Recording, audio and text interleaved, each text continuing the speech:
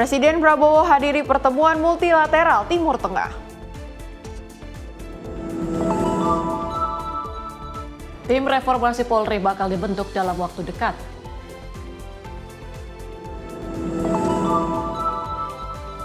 Penanganan bencana banjir Kabupaten Nageko, NTT.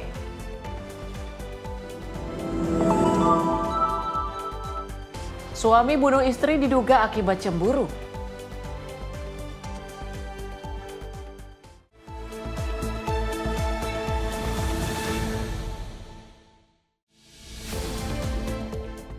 Halo, selamat malam pemirsa. Selain 5 informasi tadi, selama 2 jam ke depan kami masih akan memberikan informasi menarik lainnya, terutama mengenai agenda Kabinet Merah Putih dan juga ekonomi. Menyapa Indonesia Malam juga akan menghadirkan informasi seputar peristiwa dan berita olahraga bersama saya Tiara Dianti dan saya Priska Priscilla. Inilah Menyapa Indonesia Malam untuk Anda.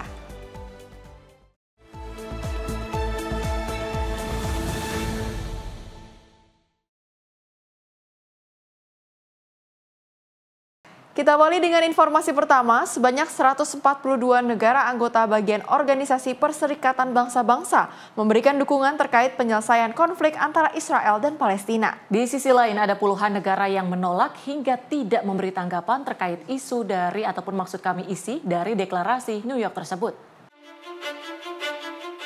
Pemungutan suara mengenai solusi dua negara antara Israel dan Palestina yang berlangsung pada hari Minggu lalu mencatatkan sekitar 142 negara dari anggota organisasi PBB menyatakan dukungannya untuk setuju atas penyelesaian konflik tersebut, di mana 12 negara memilih absen atau netral dan 10 negara lainnya menentang rencana tersebut. Pemungutan suara ini memang sejalan dengan sistem adopsi resolusi mengenai deklarasi New York yang mengandung penyelesaian damai masalah Palestina dan implementasi solusi dua negara berkonflik tersebut. Langkah resolusi ini juga menjadi respon PBB untuk mengupayakan perdamaian di Timur Tengah atas solusi dua negara yang dilakukan. Sejumlah negara yang menentang rencana ini antara lain Israel, Amerika Serikat, Argentina, Hungaria, Mikronesia, Nauru, Palau, Papua Nugini, Paraguay, dan Tonga. Adapun negara yang memilih abstain memberikan sikap ketidakberpihakan kepada negara dengan berbagai alasan isu yang dimiliki. Tim redaksi Simpo TV melaporkan.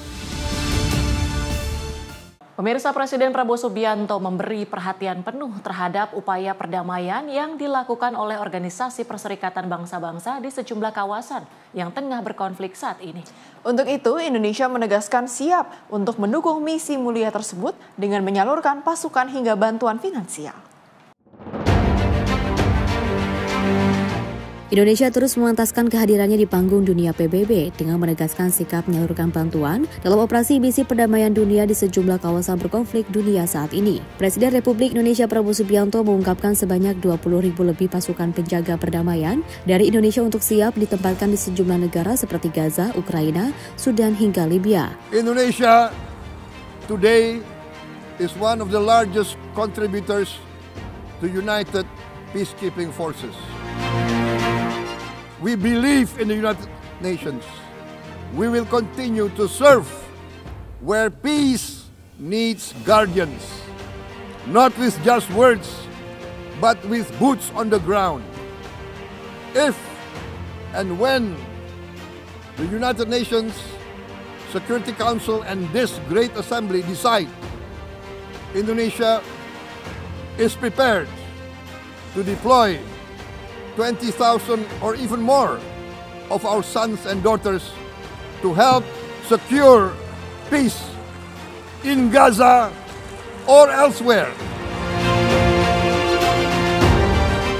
In Ukraine, in Sudan, in Libya, everywhere when peace needs to be enforced, peace needs to be guarded, we are ready.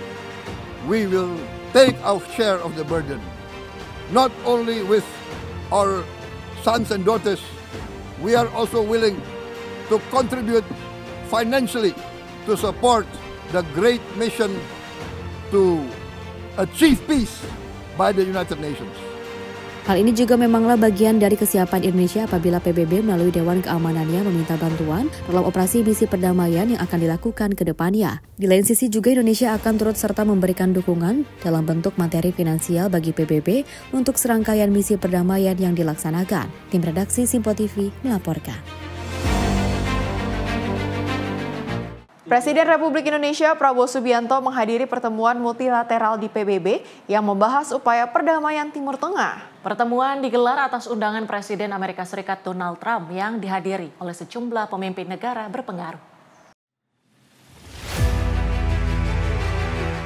Atas undangan Presiden Amerika Serikat Donald Trump, Presiden Republik Indonesia Prabowo Subianto menghadiri multilateral meeting on the Middle East yang berlangsung di ruang konsultasi Dewan Keamanan PBB New York pada 23 September 2025.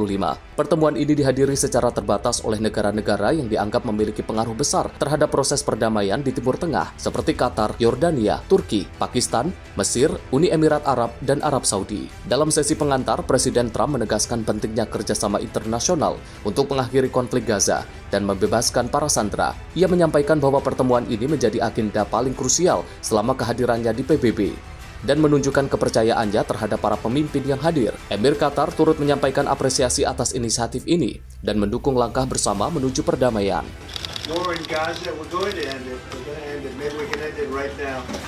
But they're respected all over the world. They're respected by me in the Oval Office. I can tell you that. They're respected by the United States, and we're here to see if we can get the hostages back and get the war over and get back to life in the Middle East, which is a beautiful life, but it's much more beautiful without wars, right?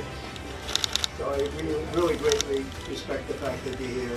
We're going to get it done. And we're going to have a meeting. If we can agree to something, I'm going to see people in Israel, including Bibi, and we're going to get something done because it's gone on too long. And we want it to end, but we want to get those hostages back too. We've gotten most of them back. Right now they have 20 hostages and 38 dead bodies. And the parents of those young people that were killed and are right now in body bags, they want their son or daughter back just as much as they wanted them as though they were alive. We have to get them back. We have to get the 38 back, and we have to get the 20 back. And I think we'll be able to do it. This is the group that can do it.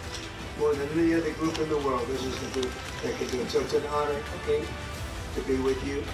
And we appreciate it. For me, the job you've done is incredible. So I appreciate it. Menanggapi hal tersebut, Presiden Prabowo menyampaikan kesiapan Indonesia untuk ambil bagian dalam misi perdamaian, termasuk kemungkinan pengiriman pasukan penjaga perdamaian ke Gaza. Ia menekankan bahwa stabilitas keamanan sangat diperlukan guna membuka jalan bagi rekonstruksi dan kehidupan damai di wilayah tersebut. Pertemuan ini menjadi tonggak diplomatik penting dalam upaya bersama menghentikan konflik dan membangun masa depan yang lebih baik di Timur Tengah. Tim redaksi Simpo TV melaporkan. Pemirsa, Presiden Prabowo tampil memukau dengan pembawaan energik dan tegas membawa pesan Indonesia untuk Organisasi Perserikatan Bangsa-Bangsa. Dalam kesempatan perdana ini, Prabowo cenderung menyerukan perdamaian dunia di tengah situasi konflik yang terjadi hingga kini. Markas Majelis Umum Perserikatan Bangsa-Bangsa di New York, Amerika Serikat menjadi saksi bersejarah bagi Indonesia, di mana Presiden Prabowo Subianto membawa pesan Indonesia ke arah perdamaian dan sejumlah program nasional yang tengah dikerjakan. Tampil di urutan ketiga setelah Presiden Brazil dan Amerika Serikat, kehadiran Presiden Prabowo Subianto secara langsung menjadi langkah baru diplomasi Indonesia usai 1 dekade kepala negara Indonesia absen pada sidang PBB.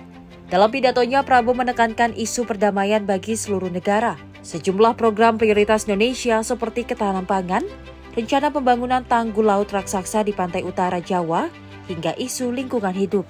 Adapun dalam pidato perdana Prabowo, turut serta didampingi delegasi Indonesia, antara lain Menteri Koordinator Bidang Pangan Zulkifli Hasan, Menteri Luar Negeri Sugiono, Menteri Hak Asasi Manusia Natalius Pigai, Menteri Investasi dan Hilirisasi Rosan Roslani, Menteri Kesehatan Budi Gunadi Sadikin, Sekretaris Kabinet Teddy Indrawijaya, hingga Wakil Tetap RI untuk PBB New York Umar Hadi. Indonesia recorded the highest rice production and grain reserves in our history. We are now self-sufficient in rice, and we are starting now to export rice to other nations in need, including providing rice for Palestine.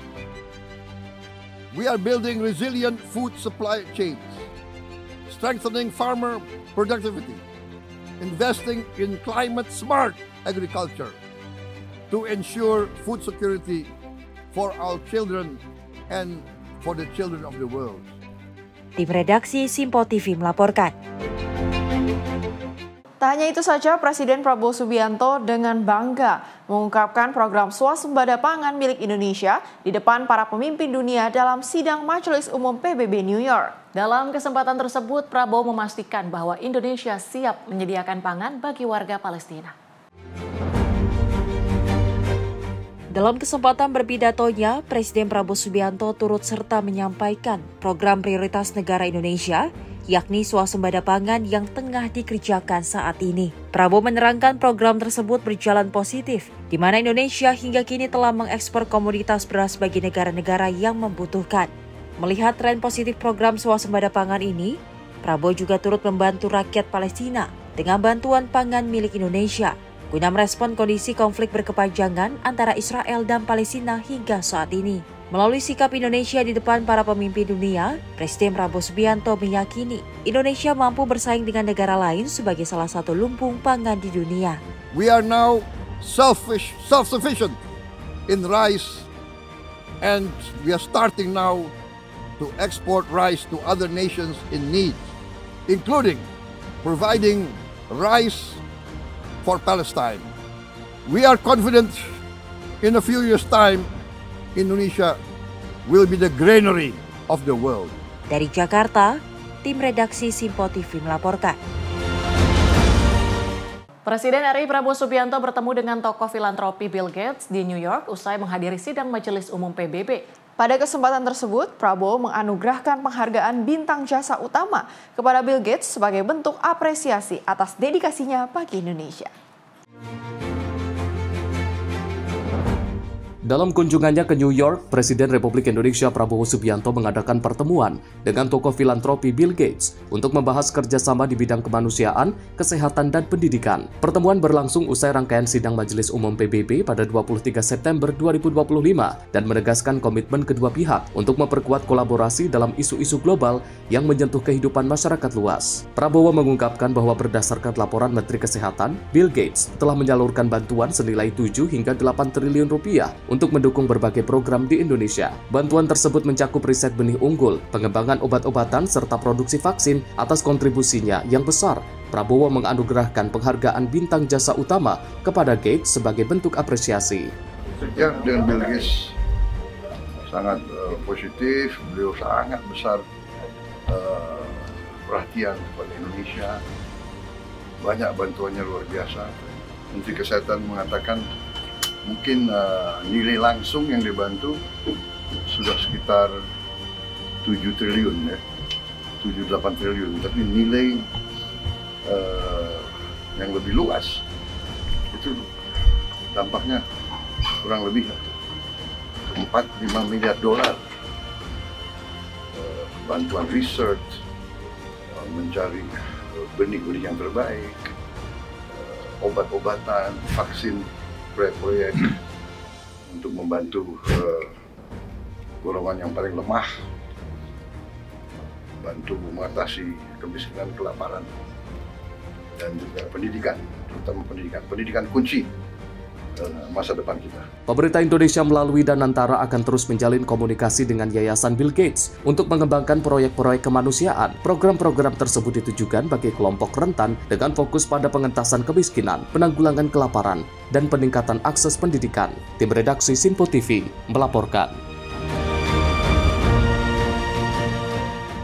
Kita ke informasi lainnya dari Menteri Keuangan Purbaya Yudi Sadewa menegaskan pemerintah akan menagih para pengemplang pajak dengan total kewajiban mencapai 60 triliun. Purbaya memastikan hidup para pengemplang pajak akan mengalami kesulitan jika tunggakan pajak yang berstatus ingkar tidak segera dibayarkan. Menteri Keuangan Purbaya Yudi Sadewa menyebut bahwa sebanyak 200 pengemplang pajak untuk dapat segera membayar kewajiban pajaknya kepada negara dalam waktu sepekan ke depan. Pasalnya 200 wajib pajak ini merupakan pengemplang pajak dengan status hukum tetap atau inkrah dengan total nilai pajak yang harus dibayar sebesar 60 triliun rupiah. Purbaya menegaskan jika 200 pengemplang pajak itu tidak membayar, dipastikan hidupnya akan kesulitan. Dirinya juga meyakini tunggakan pajak sebanyak 60 triliun tersebut akan masuk ke kas negara pada tahun 2025, sehingga target penerimaan pajak dapat tercapai. Bayar pajak aja ada 60 triliun kan, yang pembayar pajak besar yang sudah inkrah. Itu dalam waktu seminggu kan saya paksa bayar. Itu akan masuk di 2026 maksudnya Pak, 60 triliun itu? 2005. Itu yang udah inkrah, udah utang pajak. Nanti 26 kita sisir lagi. Yang jelas gini, kita melakukan fair treatment.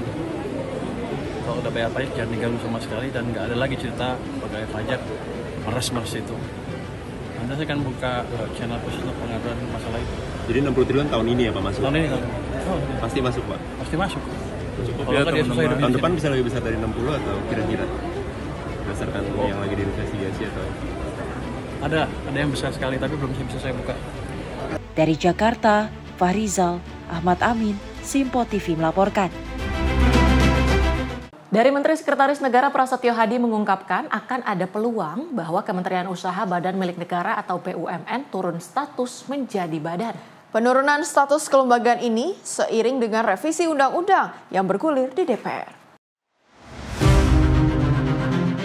Nasib status Kementerian Badan Usaha Milik Negara atau BUMN akan dibahas dalam RUU tentang perubahan keempat atas Undang-Undang Nomor 19 Tahun 2003 tentang Badan Usaha Milik Negara yang diajukan oleh Presiden Prabowo Subianto. Menteri Sekretaris Negara Prasetyo Hadi mengatakan, dalam regulasi tersebut akan berisi tentang perubahan tata kelola perusahaan plat merah sehubungan terbentuknya BPI dan Nantara. Prasetyo mengaku tidak menutup kemungkinan bahwa Kementerian BUMN akan bergabung dengan Danantara. Dirinya juga menyebut status kementerian pun nantinya akan diturunkan menjadi badan. Kendati demikian, terkait hal itu akan dibahas melalui revisi Undang-Undang BUMN yang bergulir di parlemen. Kementeriannya karena kan sekarang fungsi Kementerian BUMN kita sebagai regulator. Nah, fungsi operasionalnya kan sudah lebih banyak dikerjakan oleh BPI dan Nantara. Jadi ada kemungkinan kementeriannya mungkin mau kita turunkan statusnya menjadi badan. Ada kemungkinan seperti itu. Nanti penyebutannya gimana Mas? Maksudnya badan BUMN atau? Nanti tunggu kita pembahasannya. Dari Jakarta, Fahrizal, Simpo TV melaporkan. Masih dari Menteri Sekretaris Negara Prasetyo Hadi, angkat bicara terkait langkah Presiden Prabowo Subianto yang menetapkan pembangunan IKN sebagai ibu kota politik pada tahun 2028. Prasetyo mengatakan makna ibu kota politik tersebut bahwa pemerintah menargetkan fasilitas untuk eksekutif, legislatif, dan yudikatif bisa selesai dalam 3 tahun mendatang. Presiden Prabowo Subianto menetapkan kawasan pembangunan Ibu Kota Nusantara, Kalimantan Timur sebagai ibu kota politik pada tahun 2028 mendatang. Hal itu diketahui melalui Perpres nomor 79 tahun 2025 tentang Rencana Pembangunan Jangka Panjang Nasional 2025-2045 dan juga Rencana Pembangunan Jangka Menengah Nasional 2025-2029. Menteri Sekretaris Negara Prasetyo Hadi menjelaskan makna ibu kota politik ialah pemerintah menargetkan fasilitas untuk eksekutif, legislatif, dan juga yudikatif bisa selesai dalam 3 tahun mendatang. Dirinya menegaskan tidak ada perubahan tujuan awal IKN sebagai ibu kota negara meski ditetapkan sebagai ibu kota politik. Dalam 3 tahun diharapkan fasilitas untuk 3 politik dan politik eksekutif, legislatif dan yudikatif bisa selesai. Maksudnya itu.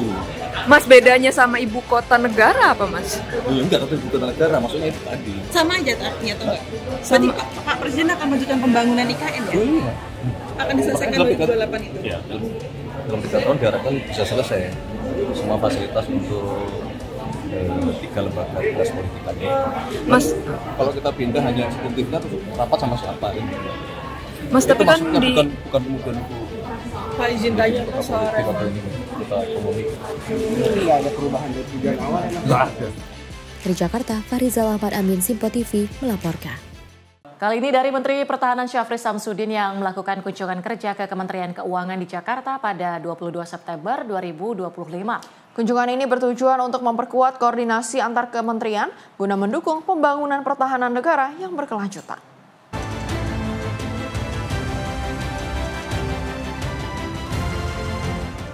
Menteri Pertahanan Republik Indonesia Syafri Samsudin melaksanakan kunjungan kerja ke Kementerian Keuangan di Jakarta pada Senin 22 September 2025. Kunjungan ini bertujuan memperkuat koordinasi antar kementerian guna mendukung pembangunan pertahanan negara yang berkelanjutan. Kerjasama erat antar Kemhan dan Kemenkyu menjadi langkah strategis untuk memastikan setiap program pertahanan dapat dijalankan secara efektif dan efisien. Melalui kegiatan ini, sinergi Kemhan dan Kemenkyu diharapkan semakin kokoh sehingga pembangunan pertahanan Indonesia dapat berlangsung transparan dan akuntabel. Dalam kunjungan tersebut, Menhan turut didampingi Kepala Badan Logistik Pertahanan, Kemhan serta Kepala Badan Pemeliharaan dan Perawatan Pertahanan. Tim redaksi Sinpo TV melaporkan. China pamerkan kapal induk Fujian dengan teknologi terbaru. Informasi lengkapnya usai jeda, tetaplah bersama kami di Sinpo TV.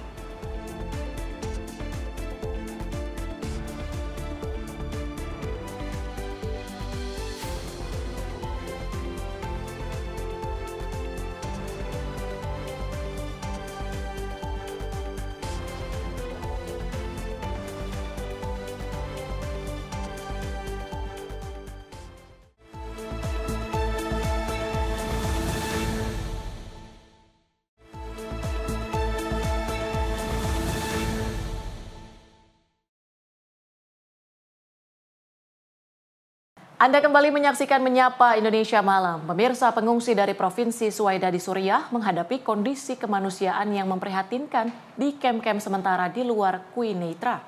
2 bulan pasca bentrokan berdarah memaksa mereka mengungsi. Pengungsi mengaku hidup mereka kini lebih buruk dari kematian. Gambaran kondisi kem menunjukkan tenda-tenda reot tanpa fasilitas dasar. Warga terlihat menggantung pakaian di jemuran darurat. Pengungsi mengaku tenda yang mereka huni dalam kondisi sangat buruk. Mereka menyebut anak-anak tidak biasa bersekolah meski tahun ajaran sudah dimulai. Mereka mengungkapkan hidup di kem lebih buruk dari kematian dan menyatakan sudah kehilangan makna hidup. Perserikatan Bangsa-Bangsa melaporkan sekitar 190.000 orang mengungsi dari konflik Suwaida. Sebagian besar mengungsi ke Dara, pedesaan Damaskus, dan Quneitra dengan kondisi yang memprihatinkan. Berdasarkan data Observatorium Suriah untuk Hak Asasi Manusia, perang suku antara kaum Baduy dan faksi Druze di Suwaida telah menelan hampir 1.895 korban jiwa hingga akhir Agustus 2025. Sementara itu pada Desember 2024, kelompok bersenjata dipimpin Hayat Tahrir al-Syam mengambil alih kekuasaan di Suriah. Kelompok itu baru saja dihapus dari daftar teroris Amerika Serikat dan bergabung dalam tentara Suriah baru. Ahmad al-Syara'ah kemudian diangkat sebagai presiden transisi dengan janji membentuk pemerintahan inklusif. Tim redaksi Sinpo TV melaporkan.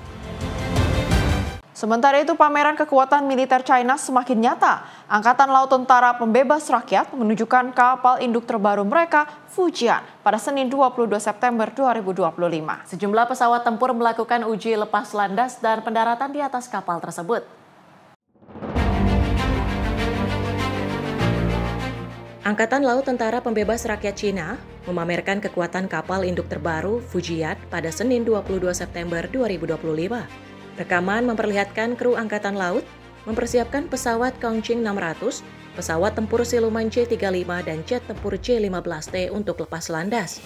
Pesawat tersebut melakukan penerbangan dan mendarat sempurna di atas kapal induk Fujian. Media resmi Cina menyebut uji ini menggunakan teknologi katapult elektromagnetik dan sistem pendaratan revolusioner. Fujian yang berkode Type 003 akan menjadi kapal induk operasional ketiga setelah Liaoning Type 001 dan Shandong Type 001A. Tim redaksi Sinpo TV melaporkan.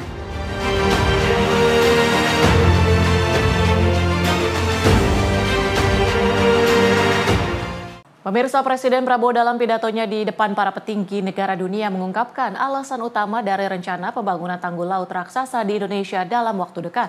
Hal tersebut menunjukkan komitmen Indonesia untuk mencapai emisi nol bersih pada tahun 2060 mendatang. Menjawab tantangan perubahan iklim yang saat ini menjadi fokus serius setiap negara, Presiden Prabowo Subianto dalam pidatonya mengungkapkan kenaikan permukaan air laut setinggi 5 cm setiap tahunnya di sisi pantai utara dari ibu kota Indonesia, Jakarta, menjadi alasan pembangunan tanggul laut raksasa. Rencana ini memang sudah senter bergema di pemerintahan Indonesia yang juga mana nantinya tanggul laut raksasa tersebut akan membentang di sepanjang pantai utara Jawa. Hal ini memang senada dengan komitmen perjanjian Paris tahun 2015 di mana Indonesia siap mencapai emisi nol bersih pada tahun 2060 mendatang. Secara tegas, Presiden Prabowo Subianto menyerukan langkah menghadapi perubahan iklim di dunia saat ini adalah aksi nyata bukan dari aksi kata. As the world's largest island state, we testify before you that we are already experiencing the direct consequences of climate change, particularly the threat of rising sea levels. The sea level on the north coast of our capital city is increasing by 5 centimeters every year. Can you imagine in 10 years? Can you imagine in 20 years? For this, we are forced to build a giant seawall, 480 kilometers in length. It will take us maybe 20 years, but we have no choice. We have to start now. Therefore, we choose to confront climate change, not by slogans, but by immediate steps. Tim redaksi Simpo TV melaporkan. Sementara itu, Menteri Sekretaris Negara Prasetyo Hadi mengungkapkan bahwa Istana akan membentuk tim reformasi Polri setelah Presiden Prabowo Subianto kembali ke tanah air. Dirinya menyebut tim ini nantinya akan berisikan 9 anggota dengan salah satunya mantan Menko Polhukam Mahfud MD hingga mantan Kapolri.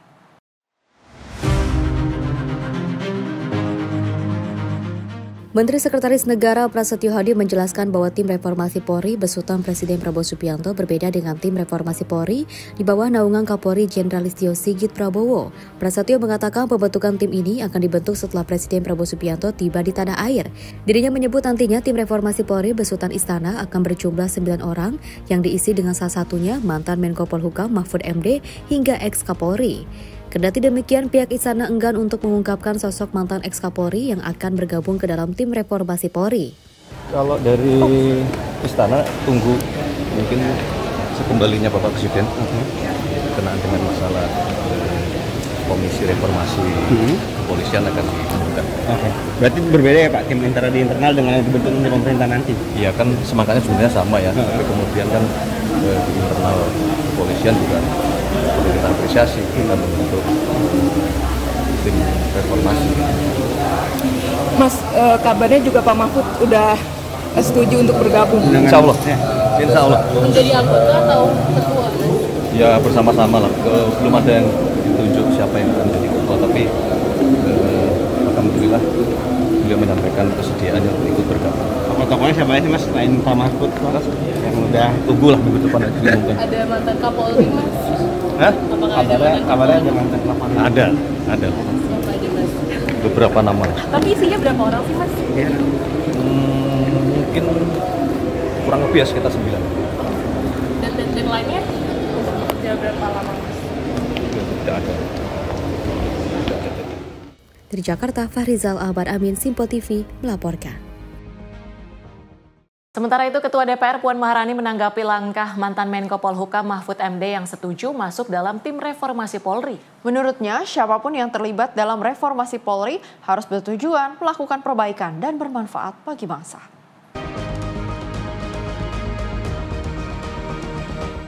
Mantan Menko Polhukam Mahfud MD mengungkapkan bahwa dirinya sempat ditemui Sekretaris Kabinet Letkol Teddy Indrawijaya dan ditawari untuk membantu Presiden Prabowo Subianto masuk dalam tim reformasi Polri.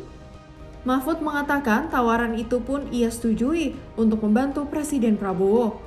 Merespon hal ini, Ketua DPR Puan Maharani mengatakan siapapun boleh saja ikut terlibat dalam reformasi Polri jika mempunyai semangat untuk melakukan perbaikan dan bermanfaat bagi bangsa dan negara. Ya, transformasi dari dalam sampai keluar untuk perbaikan yang sebaik-baiknya yang bermanfaat bagi bangsa dan negara. Siapapun boleh saja kemudian mau memperbaiki asal semangatnya sama untuk kebaikan bangsa dan negara. Dari Jakarta, Fahrizal Ahmad Amin, Simpo TV melaporkan. Pemirsa, pelatihan pengasuhan dan pengelolaan asrama sekolah rakyat tahap 2 bagi wali asuh dan wali asrama resmi dibuka. Pelatihan ini dibuka langsung oleh Menteri Sosial RI Saifullah Yusuf pada 23 September 2025. Pelatihan pengasuhan dan pengelolaan asrama sekolah rakyat tahap 2 bagi wali asuh dan wali asrama resmi dibuka. Pelatihan ini dibuka langsung oleh Menteri Sosial RI Saifullah Yusuf pada Selasa 23 September 2025 di Balai Besar Pendidikan dan Pelatihan Kesejahteraan Sosial Banjarmasin. Kegiatan ini juga berlangsung serentak di 5 balai besar pelatihan Kemensos lainnya, antara lain Padang, Yogyakarta, Makassar, dan Papua. Kegiatan pelatihan ini diikuti 655 wali asuh dan wali asrama sekolah rakyat dari seluruh Indonesia. Wali asuh dan wali asrama dinilai sebagai garda terdepan yang dengan hati tulus menyiapkan generasi tangguh, mandiri, kuat, dan penuh harapan untuk masa depan. Dengan pengasuhan yang tepat, anak-anak sekolah rakyat akan tumbuh menjadi pribadi yang kuat dan siap bersaing di masa depan. Tim redaksi Sinpo TV melaporkan. Komisi 8 DPR RI mendengar langsung tanggapan siswa di Sekolah Rakyat Menengah Atas 33 Tangerang Selatan. Dalam kesempatan tersebut, anggota Komisi 8 DPR RI, Sely Andriani Gantina, menegaskan pentingnya pendampingan psikologis dan masa adaptasi agar siswa siap mengikuti proses belajar di sekolah rakyat.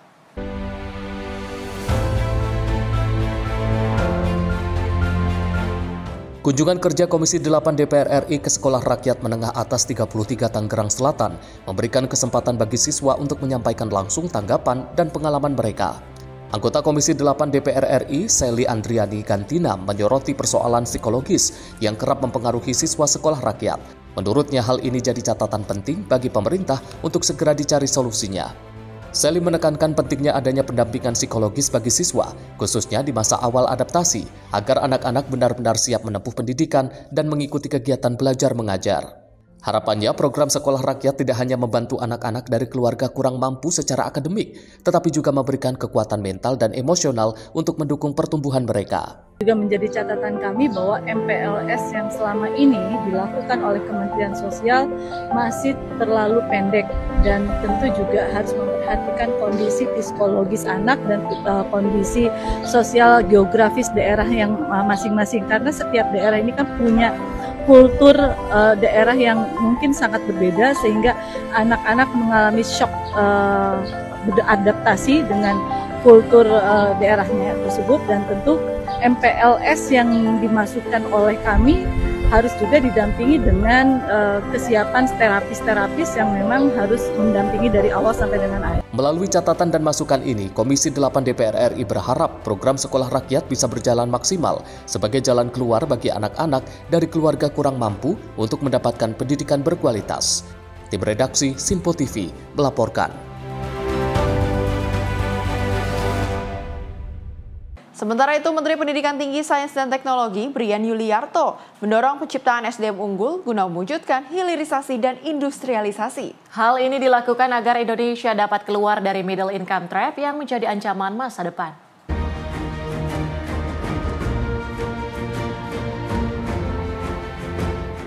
Menteri Pendidikan Tinggi, Sains dan Teknologi Brian Yuliarto menerima audiensi dari peserta studi strategis dalam negeri Pendidikan Pemantapan Pimpinan Nasional 26 tahun anggaran 2025 Lembaga Ketahanan Nasional Republik Indonesia di kantor Kemendikti-Saintex pada Selasa 23 September 2025.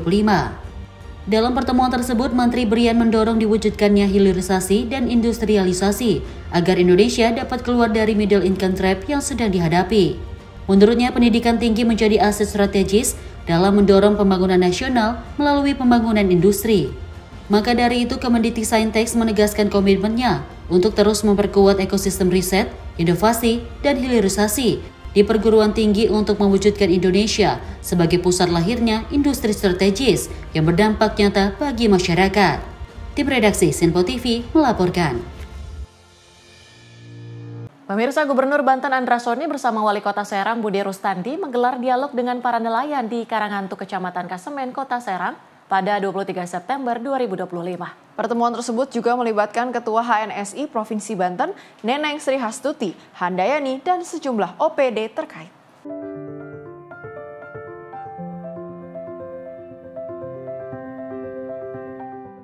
Gubernur Banten Andra Soni bersama Wali Kota Serang Budi Rustandi menggelar dialog dengan para nelayan di Karangantu, Kecamatan Kasemen, Kota Serang pada Selasa 23 September 2025.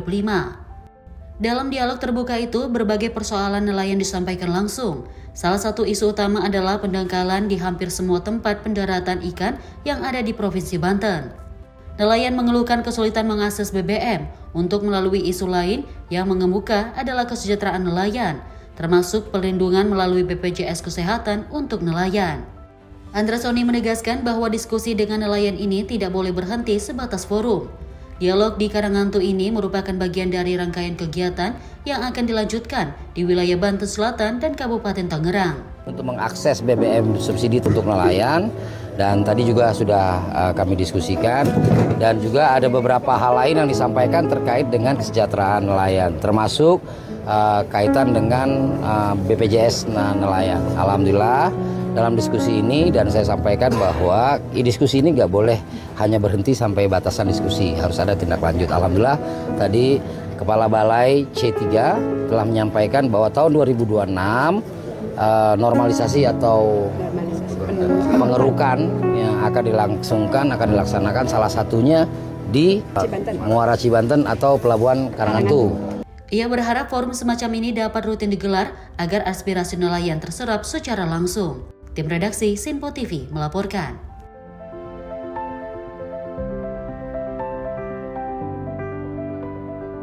Beralih ke Menteri Kehutanan RI, Raja Juli Antoni hadir memperingati Hari Badak Sedunia di Manggala pada 22 September 2025. Menjaga badak bukan sekedar melindungi satwa, melainkan menjaga ekosistem, martabat bangsa, sekaligus masa depan peradaban manusia. Menteri Kehutanan RI Raja Juli Antoni bersama Wakil Menteri Kehutanan RI Roman Marzuki hadir memperingati Hari Badak Sedunia di Manggala pada Senin 22 September 2025. Melalui caption di sosial media Instagram Raja Antoni dijelaskan bahwa Indonesia adalah rumah bagi 2 dari 5 spesies badak di dunia, yang terdiri dari badak Jawa 87, 100 ekor di Taman Nasional Ujung Kulon, dan badak Sumatera kurang dari 100 individu di Sumatera dan Kalimantan. Menjaga badak bukan sekadar melindungi satwa, melainkan menjaga ekosistem, martabat bangsa, sekaligus masa depan peradaban manusia. Badak bukan hanya satwa, tapi simbol kemegahan alam Indonesia. Yang mungkin kita lakukan adalah bekerja sama secara serius, bergandengan tangan. Dengan limitasi yang kita miliki ini, bagaimana kita secara maksimal untuk memastikan bahwa rhino tetap bersama kita selama Indonesia ada, selama dunia ini ada. Karena itu saya kira apa yang sedang dikerjakan tentang menata ulang tata kelola kehutanan kita, forest governance kita harus kita persiapkan dengan lebih matang lagi, sehingga ada habitat yang lebih dari cukup agar rhino tetap bersama kita, badak tetap bersama kita. Melalui sinergi semua pihak, inovasi, investasi berkelanjutan, serta konservasi berbasis masyarakat. Tim redaksi Sinpo TV melaporkan. Pemerintah bahas penanganan konflik dan bantuan di Yalimo. Informasi selengkapnya usai jeda. Tetaplah bersama kami.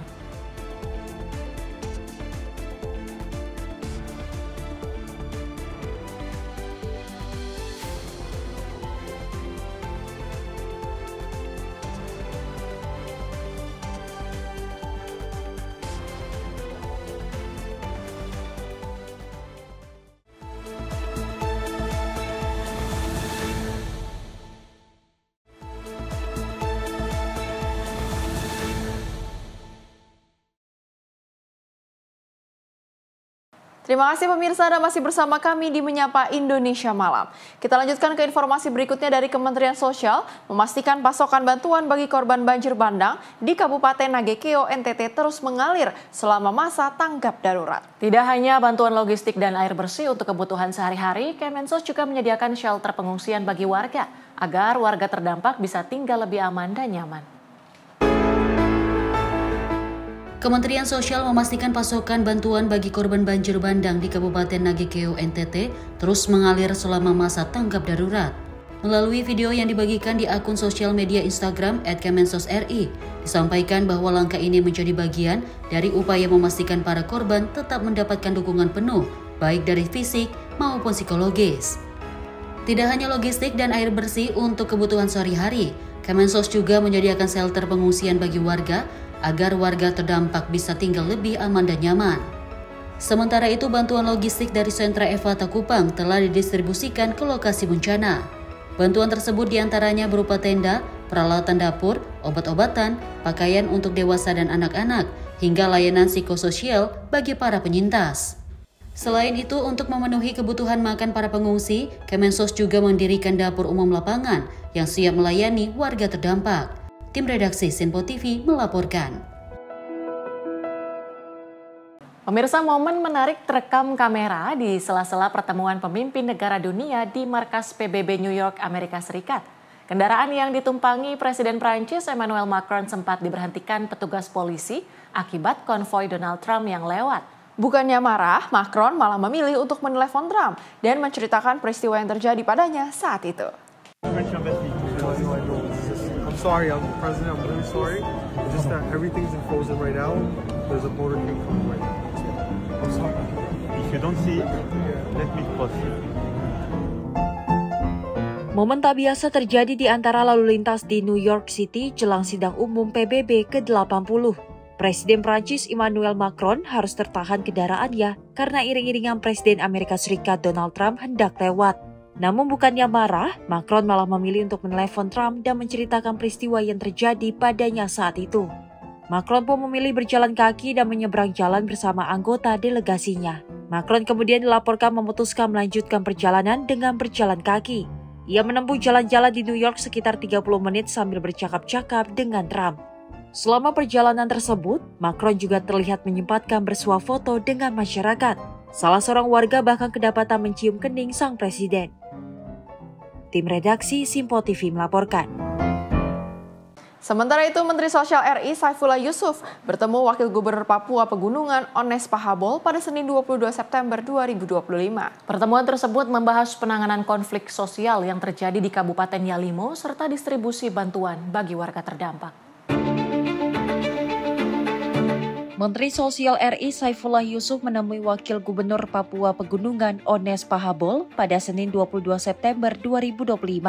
Pertemuan tersebut membahas penanganan konflik sosial yang terjadi di Kabupaten Yalimo serta distribusi bantuan bagi warga terdampak. Kemensos beserta Pemprov Papua Pegunungan bergerak cepat dengan berdialog dengan masyarakat, menyiapkan bantuan logistik hingga memastikan santunan bagi korban. Dalam pertemuan tersebut, Wamensos mengapresiasi Wagub yang turun langsung ke lapangan serta berdialog dengan masyarakat dan tokoh adat untuk mencari solusi damai atas konflik yang terjadi. Kemensos juga telah menyiapkan bantuan logistik bagi para korban yang saat ini sudah berada di Wamena, Papua Pegunungan. Kemensos juga memberikan santunan bagi korban yang meninggal maupun luka-luka. Dalam 1-2 hari ini kita mohon bantuan untuk bisa sampai ke tempat tujuan. Kami ada tim yang terus berkoordinasi dengan pemerintah setempat, termasuk dengan TNI dan Polri. Juga dengan Pemkab Yalimo dan pihak-pihak keamanan terkait. Dan mudah-mudahan ke depan nanti semuanya bisa mengambil pelajaran dan tidak terjadi lagi. Konflik bermula pada 16 September 2025 akibat insiden bernada rasis di salah satu sekolah. Meski pihak guru telah berupaya melakukan mediasi, penyelesaian tidak berjalan mulus dan berujung pada kericuhan di distrik Elelim. Tim redaksi Sinpo TV melaporkan.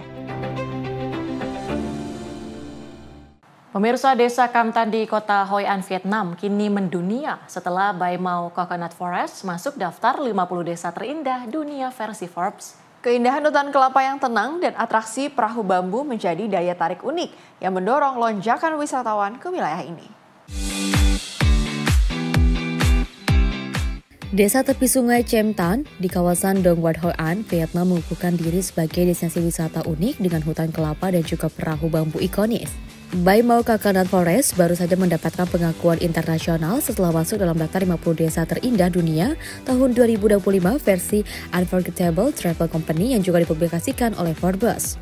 Gambar yang diambil pada Minggu 21 September 2025 menunjukkan wisatawan menyusuri sungai dengan perahu bambu bulat didampingi pengayuh lokal. Mereka terlihat menikmati pengalaman melintasi rimbunnya pohon kelapa yang juga menjadi ciri khas wilayah ini. Seorang wisatawan bernama Pan Chong Chan menyebut kunjungan ke tempat ini tak terlupakan dan ingin memperkenalkannya kepada keluarga dan teman. Warga setempat menyebut jumlah wisatawan telah tumbuh pesat dan memberikan dampak ekonomi positif bagi desa. Namun mereka juga menegaskan pentingnya menjaga keseimbangan antara pertumbuhan dan konservasi. Hutan Kelapa Baimau sendiri setiap tahun mendatangkan ratusan ribu wisatawan dan juga memberi kontribusi pada keberhasilan pariwisata Vietnam. Pada tahun 2024, negara ini mencatat kedatangan lebih dari 17 juta wisatawan mancanegara menurut data Badan Statistik Umum. Tim redaksi Simpo TV melaporkan. Menteri Pemuda dan Olahraga Erick Thohir menegaskan komitmen untuk melakukan evaluasi dan transformasi birokrasi di Kemenpora. Langkah ini sesuai arahan Presiden Prabowo Subianto agar kementerian bekerja lebih efisien dan efektif. Menpora Erick Thohir mengungkapkan hasil rapat intensif terakhir melahirkan terobosan untuk melakukan deregulasi besar-besaran.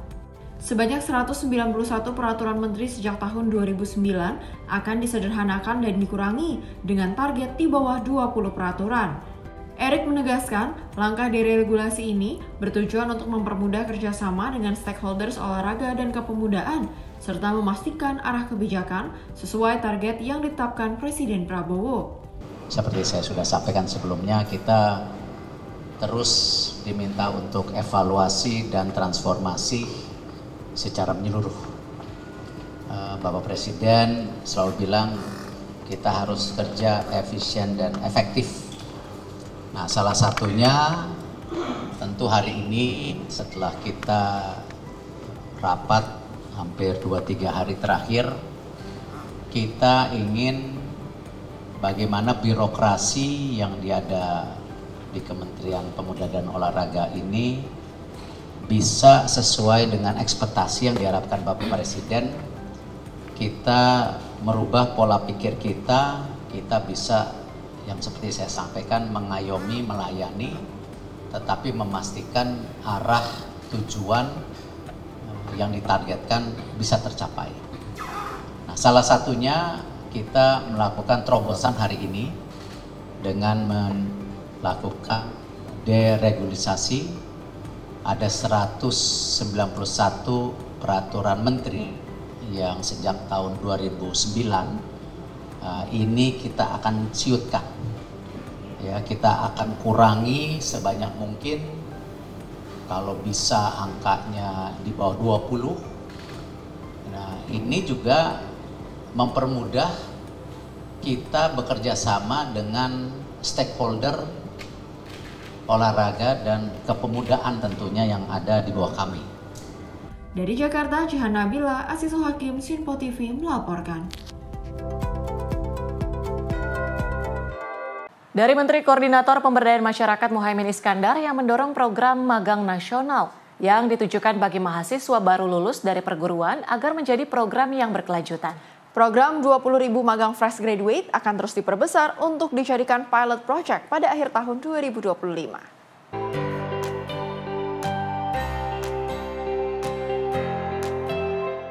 Menko Pemberdayaan Masyarakat Muhaimin Iskandar menjelaskan bahwa program magang nasional ini penting untuk dilakukan guna mempercepat penyerapatan tenaga kerja dan menjawab permasalahan mismatch di dunia kerja.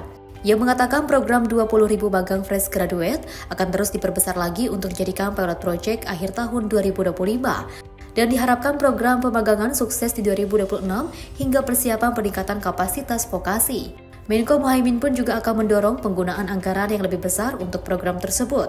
Lantaran ia menilai program pemagangan penting untuk meningkatkan kualitas sumber daya manusia sesuai dengan kebutuhan industri. Kita bertiga membahas soal memperluas cakupan program vokasi dan pemagangan yang kita akan terus mencari formula pembiayaan, formula untuk mempermudah meningkatkan kapasitas atau skill advokasi yang dibutuhkan pasar kerja baik di dalam negeri maupun di luar negeri. Salah satu yang menarik misalnya bagaimana pelatihan bahasa ke negara-negara yang memang langsung dibutuhkan. Salah satunya yang paling mendesak pelatihan bahasa Jerman ya, untuk penempatan pekerja migran di Jerman. Yang kedua, Pak Menaker punya program 20.000 magang yang akan terus dijadikan pilot project akhir tahun ini untuk kita berbesar lagi, moga-moga sukses di 2026.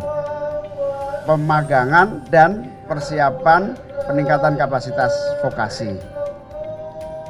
Terima kasih. Jadi pemagangan paket program baru yang dilakukan oleh Pak Menteri Tenaga Kerja, ini 20.000 orang magang dan persiapan kerja di akhir tahun 2025 ini akan dijadikan pilot and model. Dengan harapan 2026 semoga ada anggaran yang lebih besar lagi untuk memperbanyak lagi proses capacity building dan proses pemagangan di berbagai perusahaan. Di Jakarta, Sri Dewi Dayani, Roda Bayu, Simpo TV melaporkan.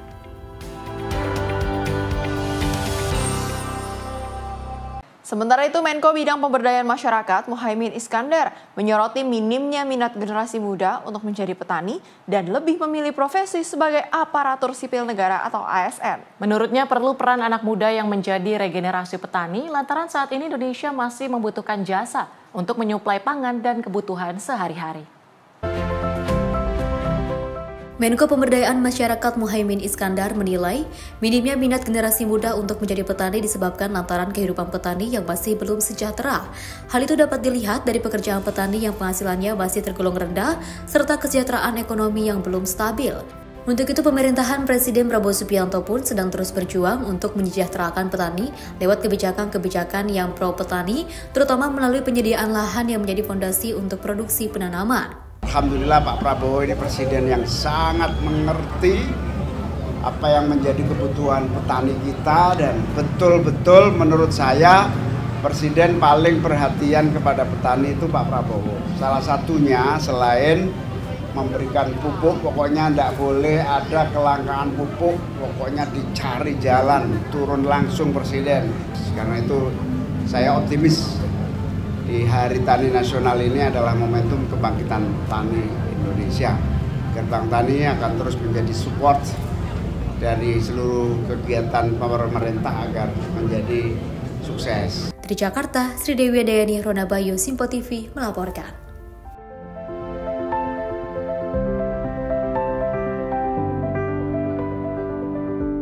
Kerap mencuri di minimarket, ibu dan anak ditangkap polisi. Informasi lengkapnya usai jeda, tetaplah bersama kami di Simpo TV.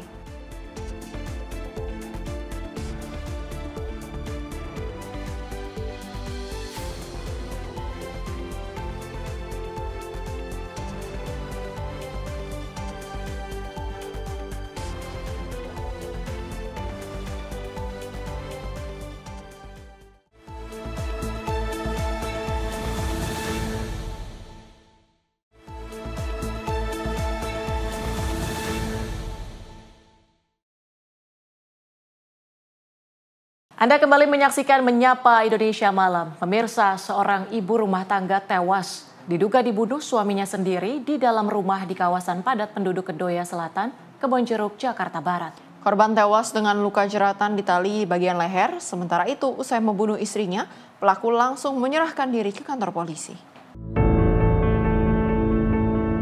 Warga Jalan Puri Kembangan Kedoya Selatan, Kebonjeruk, Jakarta Barat digegerkan dengan tewasnya seorang ibu rumah tangga di dalam rumahnya sendiri. Korban yang diketahui bernama Maria, 48 tahun, ditemukan tewas di lantai ruang tamu dengan luka jeratan tali di bagian lehernya. Pihak kepolisian Polsek Kebonjeruk dan Polrestro Jakarta Barat yang tiba di lokasi langsung menggelar olah TKP dan identifikasi jenazah korban. Sementara tampak wajah sedih mendalam tampak terlihat di wajah anak-anak korban yang tak kuasa saat melihat jenazah ibunya tercinta di lokasi. Menurut salah satu tetangga korban, jasad korban ditemukan pertama kali oleh anak lelakinya yang baru saja kembali dari tempatnya bekerja setelah sebelumnya berusaha menghubungi handphone ibunya namun tak mendapat jawaban. Sang anak lelaki bernama Kevin terkejut saat mendapati tubuh ibunya tersebut telah tak bernyawa tergeletak di lantai rumahnya. Dan seketika dirinya berteriak kepada tetangga bahwa ibunya meninggal dunia dibunuh ayahnya sendiri. Namun para tetangga sekitar tak mendengar keributan pasangan suami istri tersebut sebelum akhirnya jasad korban ditemukan tewas. Belum diketahui pasti penyebab atau motif pelaku membunuh istrinya tersebut. Namun pelaku Wisman 55 tahun sempat pernah curhat kepada tetangganya bahwa dirinya sakit hati cemburu dengan korban yang kerap berpergian keluar rumah tanpa seizinnya. Kejadian ini Ibu bisa tahu gimana Bu awalnya gitu?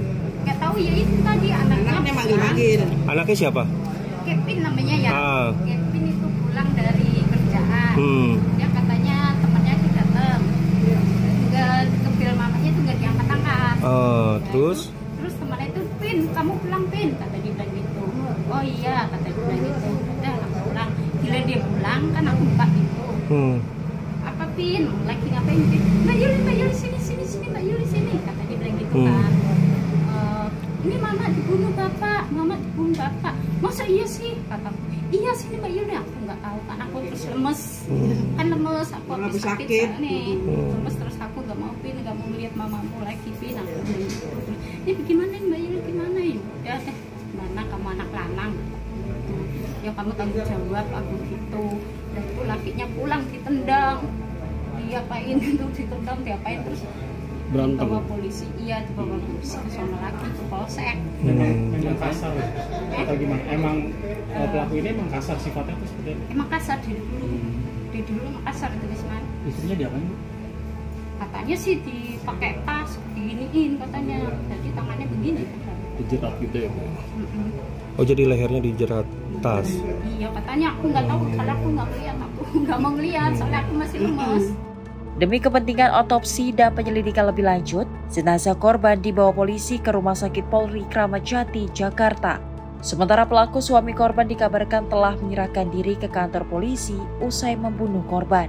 Kini kasus tewasnya korban tersebut telah ditangani pihak kepolisian Polsek Kebonjeruk dan Polrestro Jakarta Barat. Dari Jakarta, kontributor Simpo TV melaporkan.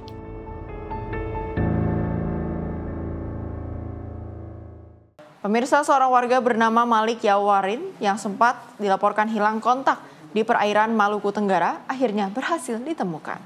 Tim SAR gabungan berhasil menemukan korban dalam keadaan selamat pada Selasa 22 September 2025. Seorang warga bernama Malik Yawarin 70 tahun yang sempat dilaporkan hilang kontak di perairan Maluku Tenggara akhirnya berhasil ditemukan. Tim SAR gabungan berhasil menemukan korban dalam keadaan selamat pada Selasa 22 September 2025. Sebelumnya korban berangkat dari Kota Tual menuju Desa Lingerhat menggunakan perahu Katinting pada pukul 1.00 waktu Indonesia bagian timur. Korban terakhir kali menghubungi pihak keluarga pada pukul 8.00 waktu Indonesia Timur dan melaporkan mesin perahunya mengalami kerusakan di sekitar perairan Moin Key Besar, Kabupaten Maluku Tenggara. Upaya pencarian yang dilakukan keluarga dan masyarakat tidak berhasil, hingga akhirnya dilaporkan ke kantor SAR Ambon. Usai pencarian oleh tim SAR gabungan, korban berhasil ditemukan pada pukul 17.30 waktu Indonesia bagian timur dalam kondisi selamat, sekitar 18 nautical mil arah barat laut dari lokasi awal dugaan kejadian.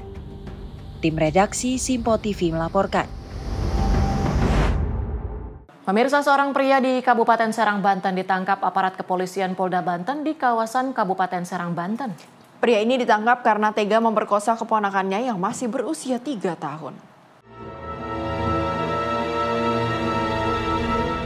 Inilah detik-detik penjemputan paksa seorang pria di Kabupaten Serang yang tega memperkosa keponakannya yang masih balita. Pelaku berinisial I diduga melakukan tindak kejahatan seksual saat orang tua korban sedang bekerja. Kasus ini terungkap setelah orang tua korban mendapati anaknya mengeluh kesakitan pada bagian kemaluan. Hasil pemeriksaan medis menunjukkan selaput kemaluan korban mengalami robek akibat upaya paksa. Pihak kepolisian Polda Banten yang menerima laporan segera melakukan penyelidikan dan menjemput pelaku yang diduga hendak melarikan diri.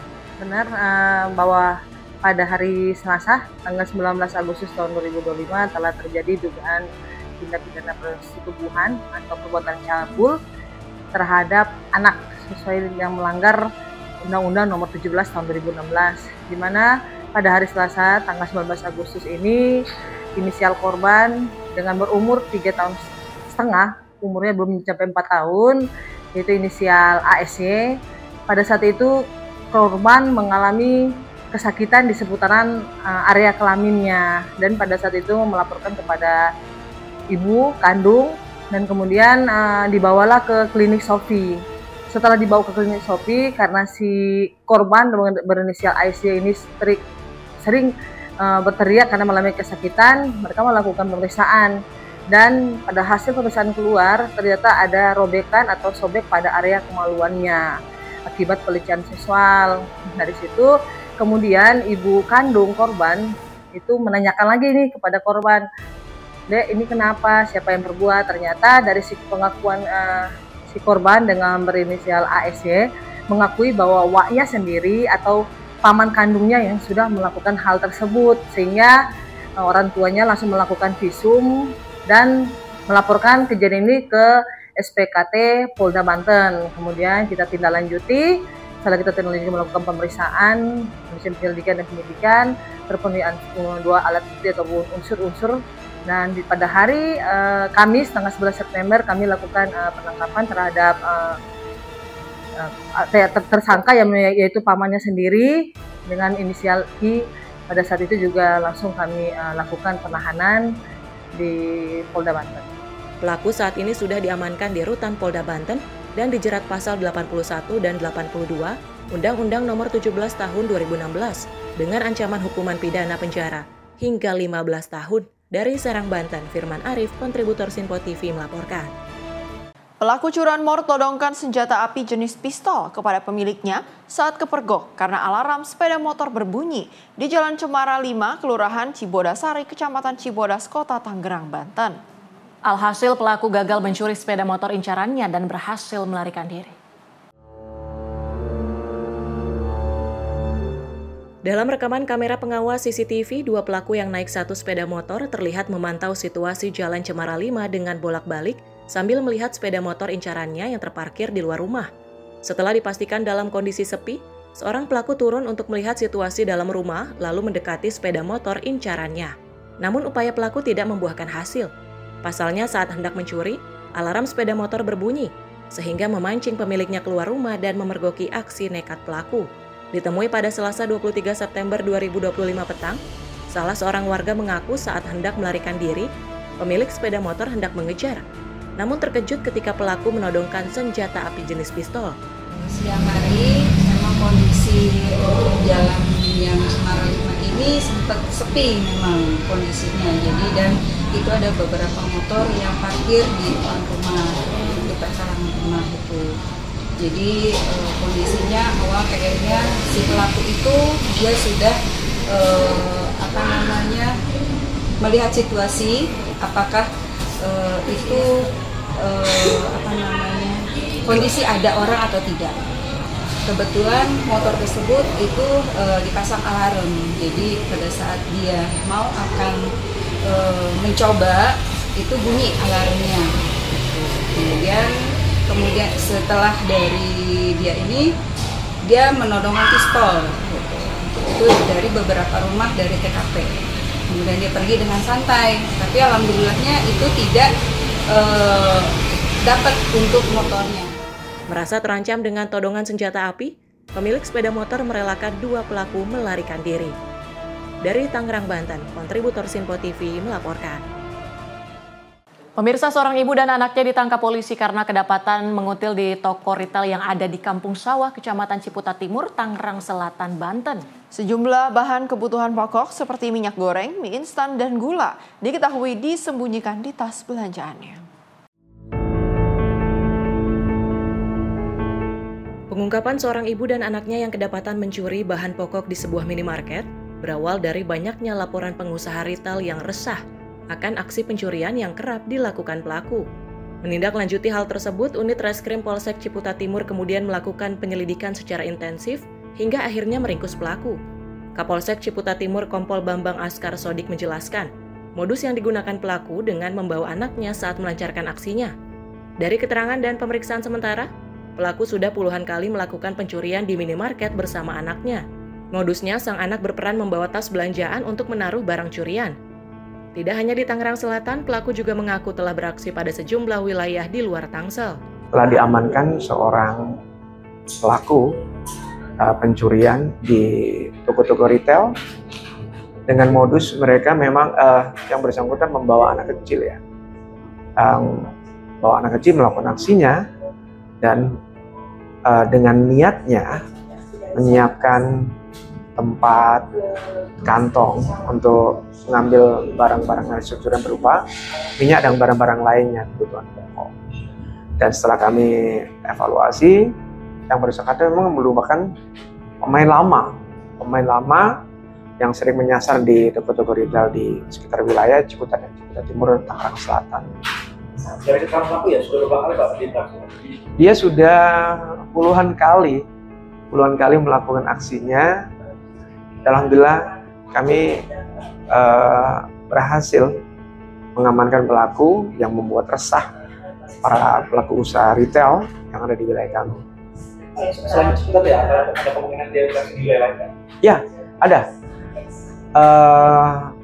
Setelah kami dalamin, ada beberapa tempat di luar Tangerang Selatan pun ada, Jakarta Selatan pun ada yang dilakukan oleh yang bersangkutan. Dan saat ini yang bersangkutan sudah kita amankan, kita lakukan proses penahanan dengan pasal 362 KUHP.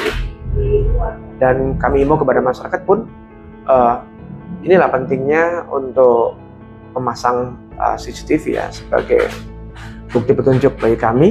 Polisi pun menduga pelaku bagian dari jaringan spesialis pencurian minimarket. Untuk itu petugas masih terus mendalami keterangan pelaku. Kini pelaku telah ditahan dan dijerat dengan pasal 362 KUH pidana dengan ancaman hukuman maksimal 5 tahun penjara. Dari Tangerang Selatan, Banten, kontributor Sinpo TV melaporkan. Informasi lainnya mengenai seorang bayi perempuan yang terbungkus plastik ditemukan di saluran air di kawasan Cipete Utara, Kebayoran Baru, Jakarta Selatan pada Senin 22 September 2025. Diduga bayi malang ini dibuang oleh ibu kandungnya sendiri. Warga Kelurahan Cipete Utara, Kecamatan Kebayoran Baru, Jakarta Selatan digegerkan dengan adanya penemuan bayi yang dibuang di saluran air pada Senin 22 September 2025. Kehebohan itu terlihat dalam rekaman video yang beredar di media sosial. Aksi dramatis seorang warga dengan sigap mengangkat bayi yang dibungkus kantong plastik berwarna biru menggunakan kayu. Setelah berhasil diselamatkan dari saluran air, bayi yang terdengar nangis terus-menerus ini kemudian dibawa ke Rumah Sakit Umum Daerah Kebayoran Baru guna mendapatkan perawatan medis. Pihak kepolisian yang mendapat laporan ini langsung mendatangi lokasi kejadian dan melakukan olah tempat kejadian perkara dan mencari saksi-saksi. Menurut salah seorang warga, bayi perempuan dengan berat 2,9 kg yang masih terlilit tali pusar ini diduga dibuang oleh ibunya sendiri yang merupakan penghuni kos di kawasan tersebut. Baru banget lah. Masih ada itu? Ari-arinya masih, soalnya tali pusarnya diikat ke leher sama ibunya. Terus udah ngebiru, agak ngebiru gitu. Nah, pas ditemuin sininya lebam. Karena mungkin dari jatuh dari atas ke bawah kali ya, 2 lantai gitu. Itu ada yang buang atau gimana sih, Bu? Tadi sih udah ketemu pelakunya ya, tadi alhamdulillah udah ketemu pelakunya, udah ngaku. Jadi tadinya nggak ada yang ngaku Mas, jadi semua kosan tuh dikumpulin, akhirnya dipanggilin bidan. Beruntung, bayi malang tersebut masih bisa diselamatkan oleh warga. Terduga pelaku yang merupakan ibunya sendiri diamankan oleh pihak kepolisian wilayah Jakarta Selatan. Dari Jakarta, kontributor Sinpo TV melaporkan. Sebuah mobil minivan ludes terbakar saat melintasi Jalan Teku Umar, Karawaci, Kota Tangerang, Banten pada 23 September 2025 sore. Peristiwa kebakaran tidak menimbulkan korban jiwa. Namun diketahui mobil ini mengangkut seorang ibu yang hendak melahirkan ke rumah sakit.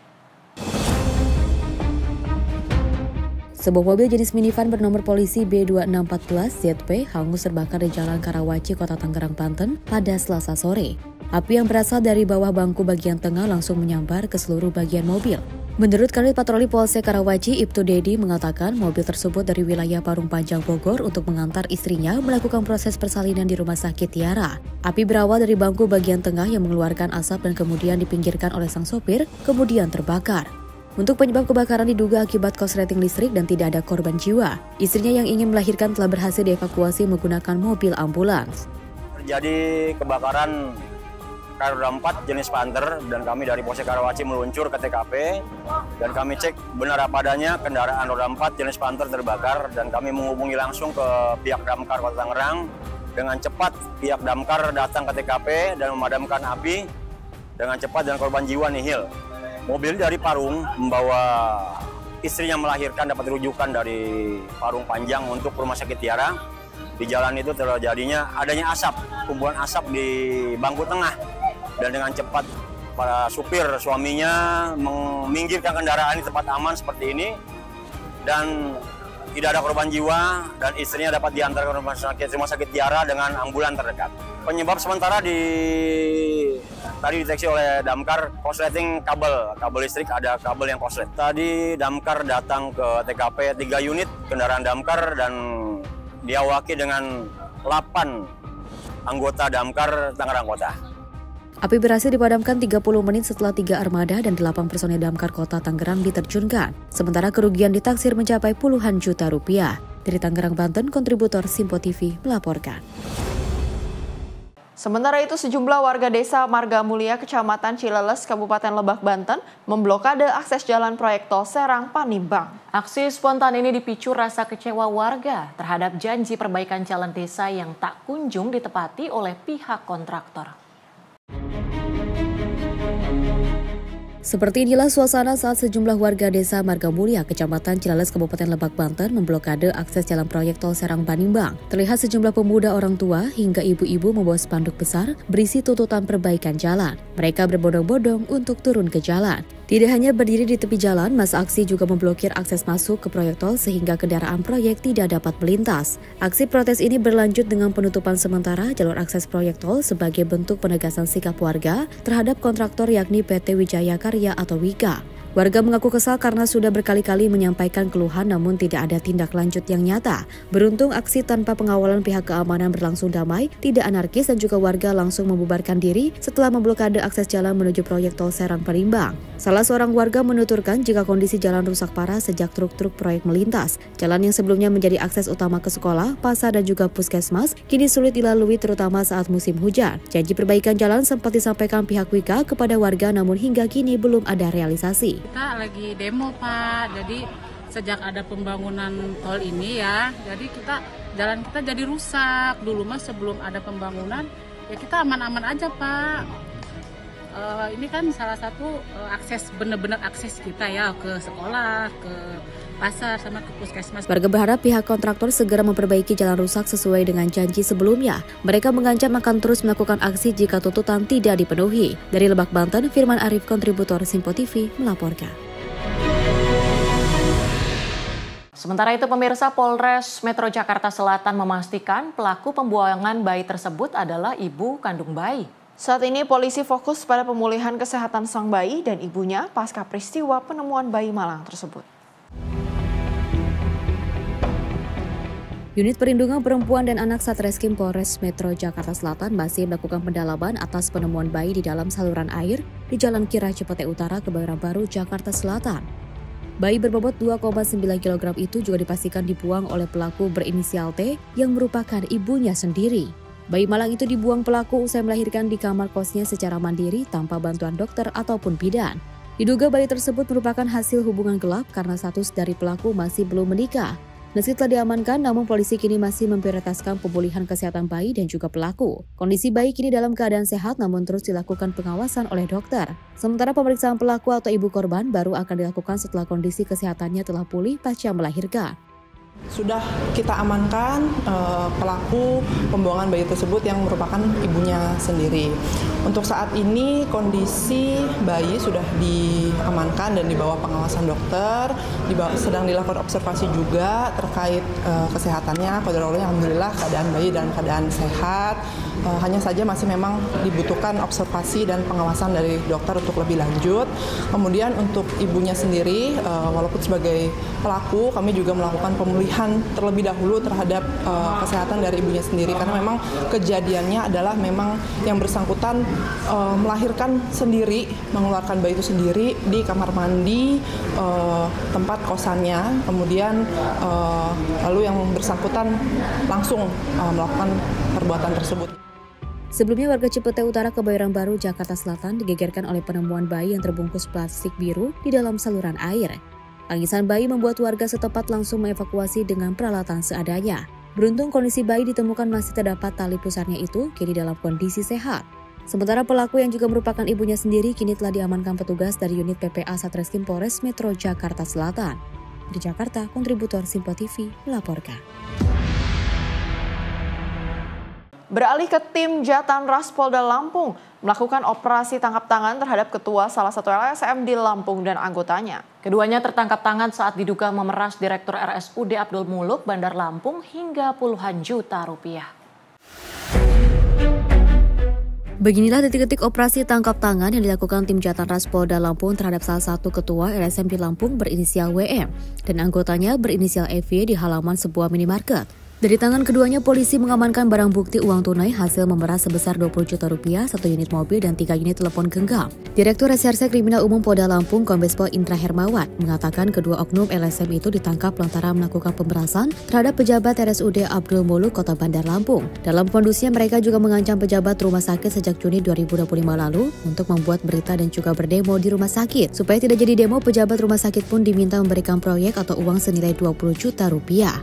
Jadi modusnya adalah si terlapor ini mengirimkan berita-berita yang isinya mendefinisikan si pelapor. Kemudian ada ancaman juga dalam WA itu. Kemudian juga adanya ancaman kalau tidak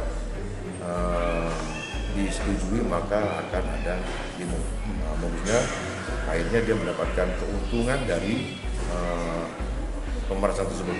Saat ini polisi masih terus melakukan pemeriksaan terhadap dua oknum LSM yang juga melakukan pemerasan tersebut. Seluruh pejabat di Provinsi Lampung pun diminta membuat laporan jika pernah menjadi korban keduanya. Dari Bandar Lampung, Immanuel Simorangkir, kontributor Simpo TV melaporkan. Kita ke peristiwa lain, pemirsa. Seorang kakek di Tuban, Jawa Timur menganiaya tetangganya sendiri hingga tewas di area persawahan pada 22 September 2025.